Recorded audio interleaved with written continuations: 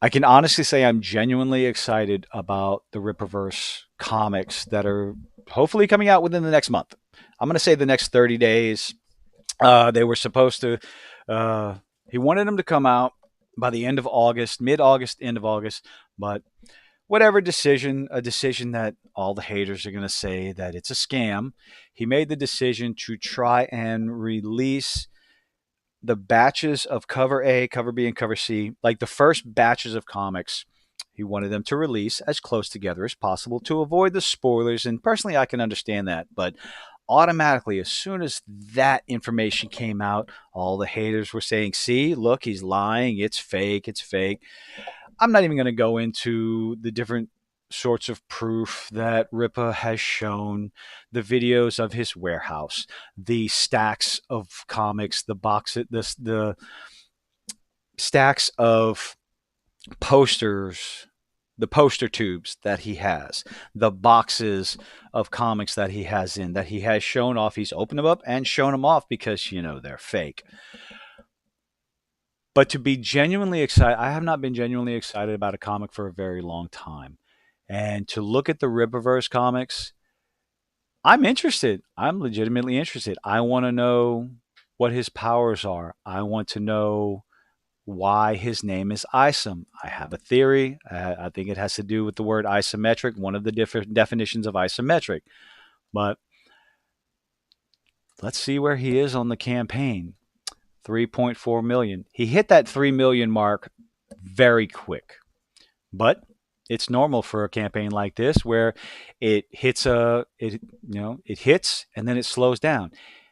Over the past week, it has slowed down to barely a crawl. It took him a good week to get from 3.3 to 3.4 million, but I guess that's normal. I have no idea. I've never even tried anything like this. I want that hat. Anyway, I'm rambling. Big surprise. How do I go back? Let's go back to about. So he has on his website his code of ethics. Is he going to follow this? I have no reason not to believe it, but we'll go over it. The Rippaverse ethic. This comic book company was not created at random. No, it definitely was not. It was created by a man, I believe it was created by a man who is very passionate about comics. I've seen his videos where he talks about one thing or another, the different changes they make, and how he when he agrees and when he disagrees. So, our founder had been rooted in the culture of American comic books since he was a youngster. A youngster. Didn't, who the hell wrote that? And being a creative in the industry was always a dream of his. But the unfortunate state of the industry gave him the push that he needed to give it a shot. We've seen what works, and we've certainly seen what not to do. That's probably the easiest thing. That's the most prevalent thing that's in the industry right now. What not to do.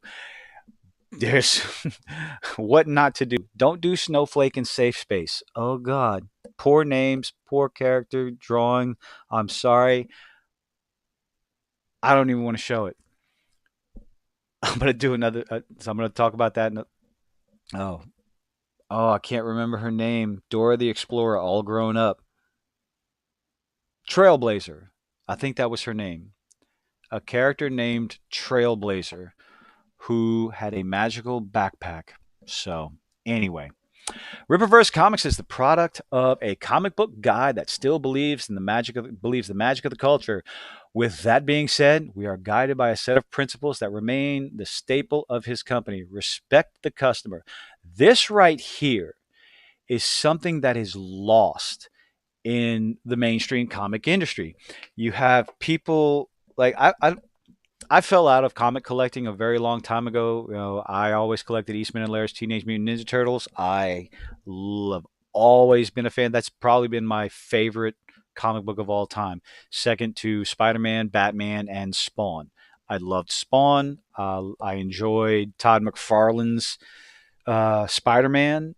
I loved the artwork. Mainly it was because of the artwork. The story was pretty good, but I mean, how can you can't, well, I was about to say you can't really screw up a Spider-Man story, but Marvel tried, but opinions vary. Anyway, respecting the customer is probably one of the most important things missing in the entertainment industry today.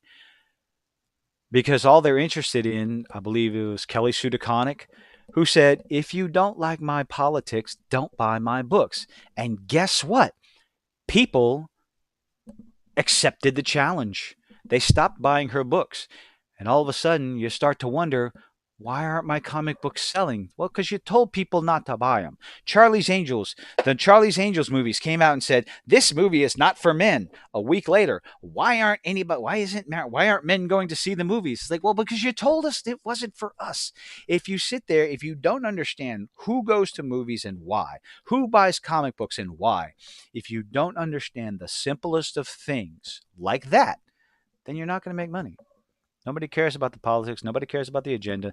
Nobody really cares who Isom's going to be going to bed with. They want to know, like I said, what are his powers? Why is his name? Why did he pick the name Isom? Who's Yaira? I want to know who she is. That's the poster I ordered, and I can't wait. Respect the customer. We want you. We want you invested in this brand and everything that comes with it. Yes, Eric July wants your money. He doesn't care what you think. He doesn't care what your opinion is. He wants your money. He wants to provide you a product. That's it. I mean, how difficult is that? Here you go. Who wants to buy it? I believe Michael Jordan said even Republicans buy shoes. Like, how difficult is that to even grasp? Canon and continuity. Essentially, what this means is, our aspirations extend far beyond having a couple of characters or a series. A vast universe that is ever expanding is what we hope to accomplish. Good. This is something that has long been intriguing about modern American comic books, but it has become a lost art. Yes, every time you turn around with DC and Marvel, they want to um, retcon, retroactive continuity. They want to change things. I found this out today. Magneto being Jewish and being part of the camps that you have to concentrate in. That was a retcon. His character was not originally created to have that motivation. That didn't show up until 10, 15 years after it was created. I don't know. It was in the 80s that they changed it. So that's an example of retconning.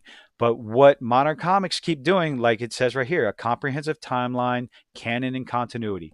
Having the characters, their backstory is the same.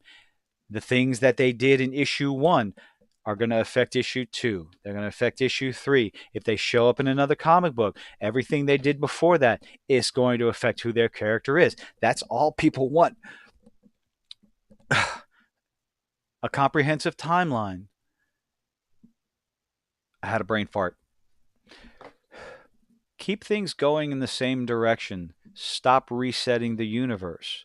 So many people are tired of that. When you reset the universe, everything that came before it, the stories that came before it, they're almost meaningless after that. An example of, I mean, stay up to date. We always want to stay up to date. Is there anything in the news? Oh, nothing.